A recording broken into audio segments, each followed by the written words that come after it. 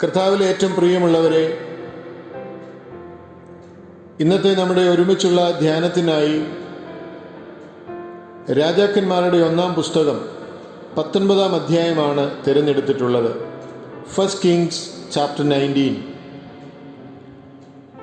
നിരാശാജനകമായ അനുഭവങ്ങളിൽ ദൈവത്തിൻ്റെ സൗഖ്യം, ഗോഡ്സ് ക്യൂർ ഫോർ ബ്ലൂസ്. ഇവിടെ നാം കാണുന്നത് ഏലിയാവ് എന്ന ദൈവത്തിൻ്റെ പ്രഗത്ഭനായ പ്രവാചകനെയാണ്. ഏതാനും ദിവസങ്ങൾക്ക് മുൻപ് കർമ്മേൽ പർവ്വതത്തിൽ ബാലിൻ്റെ 100 കണക്കിന് പ്രവാചകന്മാരെ തോൽപ്പിച്ചു കളഞ്ഞ ദൈവത്തിൻ്റെ ശക്തൻ, ധൈര്യത്തിൻ്റെയും ശക്തിയുടെയും പ്രതീകമായി ശോഭിച്ച ദൈവത്തിൻ്റെ പ്രവാചകൻ.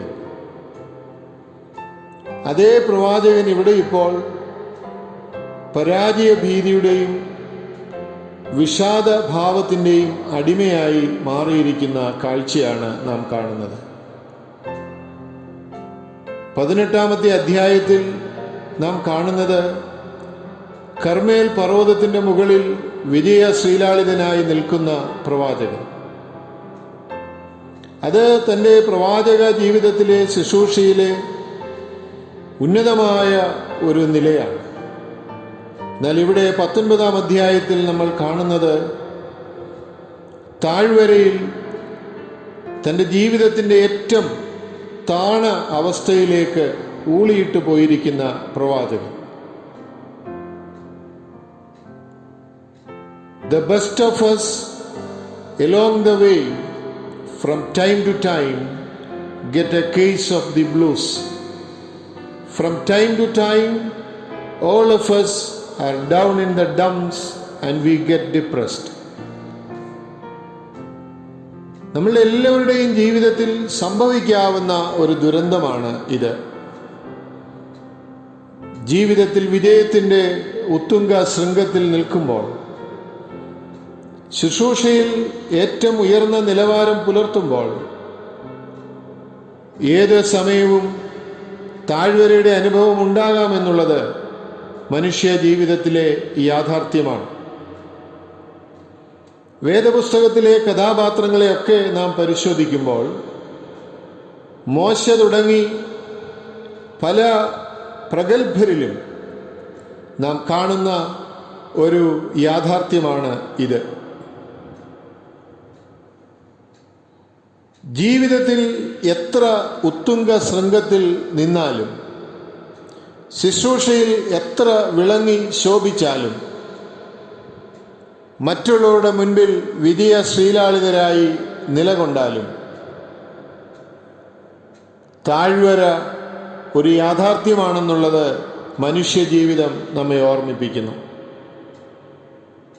Some of the great Christians in Christian history have experienced the same thing. ക്രിസ്തീയ ചരിത്രത്തിൽ അനേക നേതാക്കൾ ഈ പ്രതിസന്ധിയെ അഭിമുഖീകരിച്ചിട്ടുള്ളവരാണ്. I am glad that this chapter is in the Bible.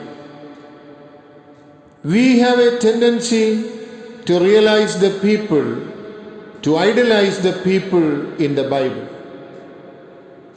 We get the idea they were supermen or women and never had any problems or difficulties in their lives. Elijah was a man subject to like passions as we are.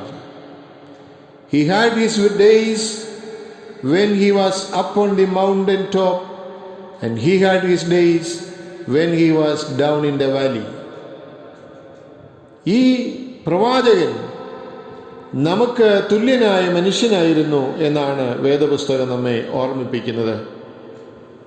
മലമുകളിൽ വിജയ ശ്രീലാളിതനായി നിൽക്കുമ്പോഴും, താഴ്വരയിൽ ഏറ്റവും ഒളിച്ചിരിക്കുന്ന അവസ്ഥയിൽ ആയിരിക്കുമ്പോഴും ഈ പ്രവാചകനെ നമ്മൾ വേദപുസ്തകത്തിൽ കാണുന്നുണ്ട്. We can learn from the victories of these Bible characters, but you can also learn from their defeats. ഈ വിശ്വാസ വീരരുടെയൊക്കെ ജീവിത വിജയങ്ങളിൽ നിന്ന് മാത്രമല്ല, അവരുടെ ജീവിതത്തിലെ പരാജയങ്ങളിൽ നിന്നും നമുക്ക് പാഠങ്ങൾ പഠിക്കാനുണ്ട് എന്നുള്ളത് ഒരു സത്യമാണ്. 2 ചിന്തകളാണ് ഇന്ന് ഒരുമിച്ച് പങ്കിടാൻ താല്പര്യപ്പെടുന്നത്. ഒന്നാമതായി, Elijah under the tree, the place of depression. ചൂരച്ചെടിയുടെ തണലിൽ ധൈര്യം നഷ്ടപ്പെട്ട് ഒളിച്ചിരിക്കുന്ന ഏലിയ. Under the tree is the place of depression. It is his downtime. It tells us in verse 1 that Ahab told Jezebel all that Elijah had done. Jezebel was a cat on wheels. She was real trouble. She sends a messenger to Elijah and says, "May the gods do to me and more also, if by tomorrow you are not just as dead as those prophets of Baal that you killed." നീ കൊന്നുകളഞ്ഞ ബാലിൻ്റെ പ്രവാചകന്മാരെ പോലെ നീ നാളെ ജീവനില്ലാത്തവനായി ജീവച്ഛവമായി കിടക്കും, അല്ലെങ്കിൽ ദൈവം എന്നോട് പകരം ചെയ്യട്ടെ എന്നാണ് ഇസബെൽ പറയുന്നത്. It just fils Elijah with terror. 3-ാം വാക്യത്തിൽ നമ്മൾ വായിക്കുന്നു, ഈ വാർത്ത, ഈ ശബ്ദം ശ്രവിച്ചതായിട്ടുള്ള ഏലിയാവ്, he takes off running for his life and he doesn't stop until he gets to Beersheba, which was between 90 and 100 miles away.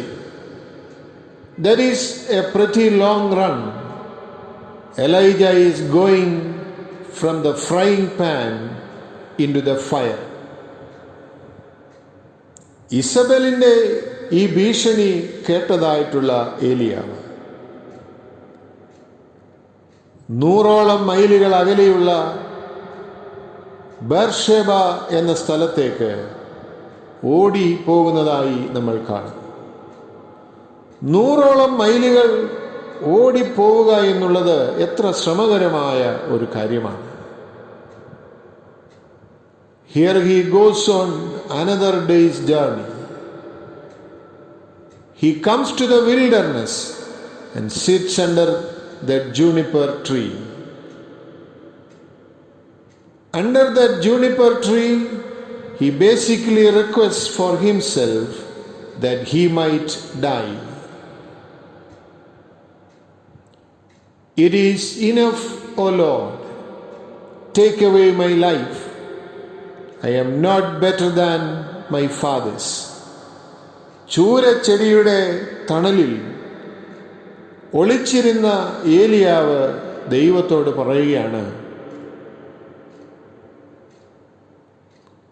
അയ്യോ യഹോവേ, എൻ്റെ പ്രാണനെ എടുത്തുകൊള്ളണമേ, എനിക്ക് ജീവിതം മതി, ഞാൻ എൻ്റെ പൂർവികരേക്കാൾ ഒട്ടും വലിയവനല്ലല്ലോ. He has allowed his fear to overcome his faith. അവനുണ്ടായ ഭയം അവനിലുണ്ടായിരുന്ന വിശ്വാസത്തെക്കാൾ വലുതായി അവൻ കണ്ടതാണ് ഈ പ്രതിസന്ധിക്ക് കാരണം. He has run from Jezebel and he basically has forgotten some things. ഇസബെലിനെ പേടിച്ചോടിയ ഏലിയാവ് അവനിൽ ഉണ്ടായിരുന്ന ചില നന്മകളെ മറന്നുപോയി എന്നാണ് ഇവിടെ നാം കാണുന്നത്. 3 കാര്യങ്ങളാണ് അവൻ പ്രധാനമായും മറന്നുപോയത്. He has forgotten that God is in charge, not Jezebel. ദൈവമാണ് തൻ്റെ ജീവിതത്തിൻ്റെ പരമാധികാരി, ഇസബൽ അല്ല എന്നുള്ളത് ഏലിയാവ് ഒരു നിമിഷം മറന്നുപോയി. രണ്ടാമത്, he has forgotten is, if God is alive, why run? എൻ്റെ രക്ഷകൻ, എൻ്റെ വീണ്ടെടുപ്പുകാരൻ ദൈവം ജീവിക്കുന്നെങ്കിൽ ഞാൻ എന്തിന് ഓടി ഒളിക്കണം? ഈ കാര്യവും ഏലിയാവ് തൻ്റെ സംഭ്രമത്തിനിടയിൽ മറന്നുപോയി. മൂന്നാമതായി, he has forgotten he is immortal until God is finished with him. മൂന്നാമതവൻ മറന്നുപോയത്, ദൈവം അവനെ കൈവിടാത്തിടത്തോളം കാലം അവന് മരണം സംഭവിക്കുകയില്ല. പ്രിയപ്പെട്ടവരെ, ഈ കാലഘട്ടത്തിൽ ജീവിക്കുന്ന നമ്മൾ COVID-19 എന്ന വലിയ മഹാവ്യാധിയുടെ ഭീതിയിലാണ്. അതുമൂലമുളവായിട്ടുള്ള പല പ്രതിസന്ധികളും നമ്മെ വല്ലാതെ ഭീതിപ്പെടുത്തുന്നുണ്ട്. നമ്മൾ പലപ്പോഴും ഒളിച്ചിരിക്കുകയാണ്, ഭീതിപ്പെട്ടിരിക്കുകയാണ്, ആകുലപ്പെട്ടിരിക്കുകയാണ്. നാം മനസ്സിലാക്കണം, കൊറോണയല്ല, ദൈവമാണ് എൻ്റെ ജീവിതത്തിൻ്റെ പരമാധികാരി. ദൈവം ജീവിക്കുന്നിടത്തോളം ഞാൻ ഓടി ഒളിക്കേണ്ട ആവശ്യമില്ല. ദൈവം കൈവിടാത്തിടത്തോളം എൻ്റെ ജീവിതം അവസാനിക്കുകയില്ല.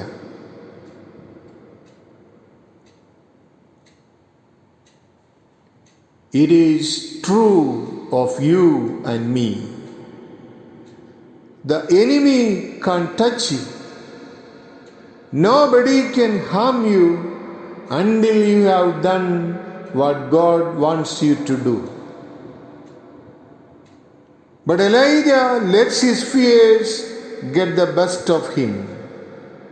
എന്നാൽ ഏലിയാവ് അവനിലെ നന്മകളെ അവൻ്റെ ഭയത്തിന് കീഴ്പ്പെടുത്തി കൊടുക്കുകയാണ്. Now he begins to engage in self-pity.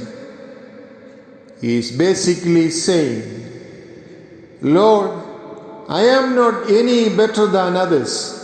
Take my life. ഏലിയാവിന് അവനോട് തന്നെ ഒരു സഹതാപം തോന്നുകയാണ്. അവൻ പറയുകയാണ്, ഞാൻ മറ്റുള്ളവരെക്കാളൊന്നും നല്ലവനല്ലല്ലോ, അതുകൊണ്ട് എൻ്റെ ജീവനെ എടുത്തുകൊള്ളണമേ. ഏലിയാവ് ഇങ്ങനെ പറയുവാൻ ആഗ്രഹിച്ചതല്ല. ശ്രദ്ധിക്കുക, Elijah is coming of A great victory. Oftentimes, you and I will find down in the dumps after we have just experienced a great mountaintop exhilarating experience. ഇത് ഏലിയാവ് ഒരു വലിയ വിജയത്തിന് ശേഷം അനുഭവിക്കുന്ന ഒരു പതർച്ചയും ഒരു തകർച്ചയുമാണ്. നമ്മുടെയൊക്കെ ജീവിതത്തിലും ദൈവം നമുക്ക് തന്നിട്ടുള്ള വലിയ വിജയങ്ങൾ കഴിയുമ്പോൾ ചില സന്ദർഭങ്ങളിൽ ആ വിജയങ്ങളെ ഓർക്കാതെ, ആ വിജയങ്ങൾ തന്ന ദൈവത്തെ ഓർക്കാതെ നമുക്ക് നമ്മോട് തന്നെ അനുകമ്പയും നമുക്ക് നമ്മോട് തന്നെ അവജ്ഞയും തോന്നുന്ന സന്ദർഭങ്ങൾ ഉണ്ടാകാം. That happens to priests as well as believers. Here is a man coming off a big victory, but we see him under a tree, the place of depression. Carmel പർവ്വതത്തിലെ വലിയ വിജയത്തിന് ശേഷം ഇവിടെ ഇതാ നമ്മൾ ചൂരച്ചെടിയുടെ തണലിലിരിക്കുന്ന ഏലിയാവിനെ കാണും.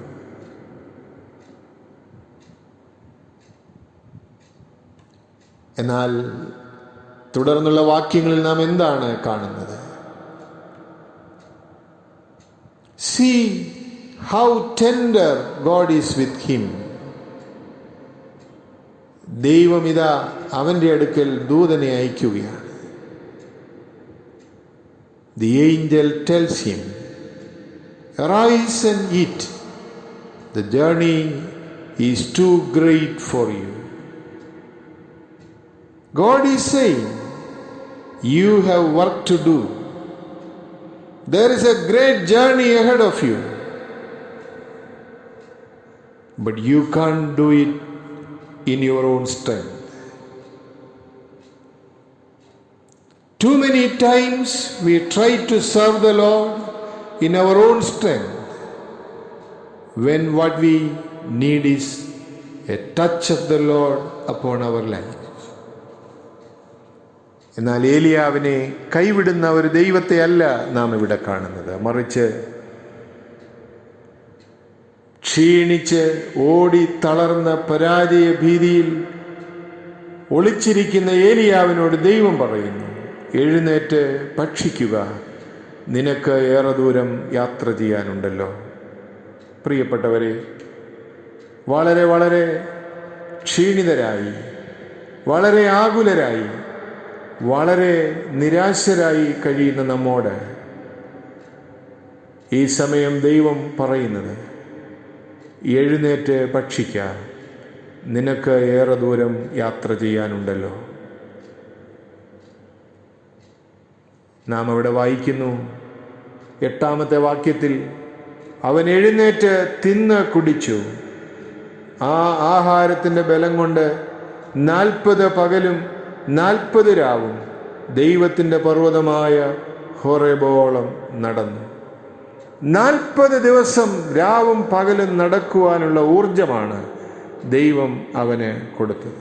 പ്രിയപ്പെട്ടവരെ, കഴിഞ്ഞ 70-ലധികം ദിവസങ്ങളായി വീടുകൾക്കുള്ളിൽ അടച്ചിരിക്കുന്ന നമുക്ക് ഇനിയും എത്ര നാൾ അങ്ങനെ തന്നെ ഇരിക്കേണ്ടി വരുമെന്ന് അറിയില്ലല്ലോ. എന്നാൽ ഒരു കാര്യം നാം അറിയണം, നമ്മളെ തട്ടി ഉണർത്തി, നമ്മുടെ ക്ഷീണാവസ്ഥയിൽ, നമ്മുടെ ആകുലാവസ്ഥയിൽ, നമ്മുടെ നിരാശയുടെ നടുവിൽ ഭക്ഷണം തന്ന് മുൻപോട്ട് നടക്കുവാൻ പ്രാപ്തി തരുന്ന ഒരു ദൈവം ജീവിക്കും. Elijah under the tree, the place of depression. ചൂരച്ചെടിയുടെ കീഴിൽ നിരാശിതനായ ഏലിയാവിനെ തട്ടി ഉണർത്തിയ ദൈവം നമ്മെയും തട്ടി ഉണർത്തട്ടെ. രണ്ടാമതായി നമ്മൾ കാണുന്നത്, Elijah in a cave, a place of revelation. ഒരു ഗുഹയ്ക്കുള്ളിൽ എത്തിപ്പെടുന്ന ഏലിയാവിന് ആ ഗുഹയിൽ വെളിപാടുകളെ നൽകുന്ന ഒരു ദൈവം. 9-ാമത്തെ വാക്യം മുതൽ നമ്മൾ കാണുന്നു. അവിടെ അവനൊരു ഗുഹയിൽ കടന്ന് രാപാർത്തു. അപ്പോൾ അവന് യഹോവയുടെ അരുളപ്പാട് ഉണ്ടായി. അവൻ ഏലിയാവേ എന്ന് വിളിച്ച് അരുളപ്പാടിനെ നൽകുന്ന ഒരു ദൈവം. That is very important. Now God is going to feed his spiritual nature. God is going to reveal himself to Elijah. What are you doing here, Elijah? ഏലിയാവേ, നീ ഇവിടെ എന്ത് ചെയ്യുന്നു എന്നാണ് ദൈവം അവനോട് ചോദിക്കുന്നത്.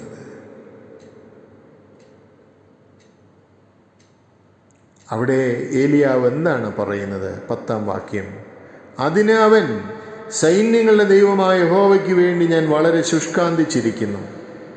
ഇസ്രായേൽ മക്കൾ നിന്റെ നിയമത്തെ ഉപേക്ഷിച്ച് നിന്റെ യാഗപീഠങ്ങളെ ഇടിച്ച് നിന്റെ പ്രവാചകന്മാരെ വാൾ കൊണ്ട് കൊന്നുകളഞ്ഞു. ഞാൻ ഒരുത്തൻ മാത്രം ശേഷിച്ചിരിക്കുന്നു, അവർ എനിക്കും ജീവഹാനി വരുത്തുവാൻ നോക്കുന്നു എന്ന് പറഞ്ഞു.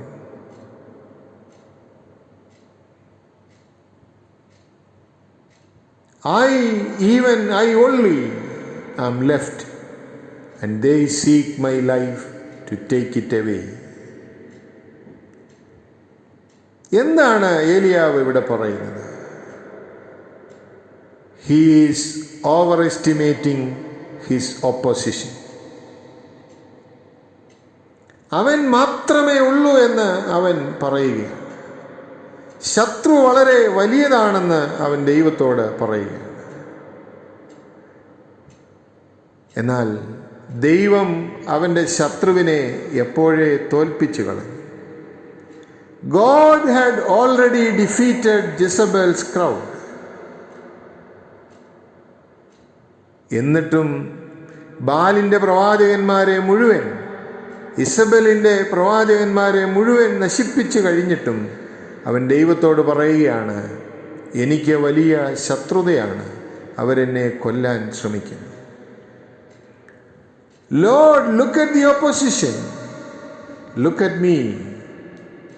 I am only one left. The Lord is going to start working on Elijah. 11-ാമത്തെ വാക്യം മുതൽ എന്താണ് സംഭവിക്കുന്നത്? നീ പുറത്തു വന്ന് പർവ്വതത്തിൽ യഹോവയുടെ മുൻപാകെ നിൽക്ക എന്ന് യഹോവ അവനോട് കൽപ്പിക്കുന്നു. ആ സംഭവങ്ങളൊക്കെ നമുക്ക് താഴോട്ട് വായിക്കുമ്പോൾ മനസ്സിലാകുന്നുണ്ട്. അപ്പോൾ അതാ യഹോവ കടന്നു പോകുന്നു. ശക്തിയുള്ള ഒരു കൊടുങ്കാറ്റ് യഹോവയുടെ മുൻപിൽ പർവ്വതങ്ങളെ കീറി പാറകളെ തകർത്തു. എന്നാൽ കാറ്റിൽ യഹോവ ഇല്ലായിരുന്നു. കാറ്റിൻ്റെ ശേഷം ഒരു ഭൂകമ്പമുണ്ടായി. ഭൂകമ്പത്തിലും യഹോവ ഇല്ലായിരുന്നു. ഭൂകമ്പത്തിൻ്റെ ശേഷം ഒരു തീ ഉണ്ടായി. തീയിലും യഹോവ ഇല്ലായിരുന്നു. തീയുടെ ശേഷം സാവധാനത്തിൽ ഒരു മൃദുസ്വരമുണ്ടായി. ഏലിയാവ് അത് കേട്ടിട്ട് തൻ്റെ പുതപ്പ് കൊണ്ട് മുഖം മൂടി പുറത്തു വന്ന് ഗുഹാമുഖത്ത് നിന്നു. ഏലിയാവേ, ഇവിടെ നിനക്ക് എന്ത് കാര്യമെന്ന് ചോദിക്കുന്ന ഒരു ശബ്ദം അവൻ കേട്ടു.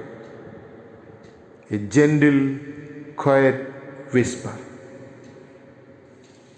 We think sometimes that God only works in the big and the boisterous. We think it has to be big and noisy.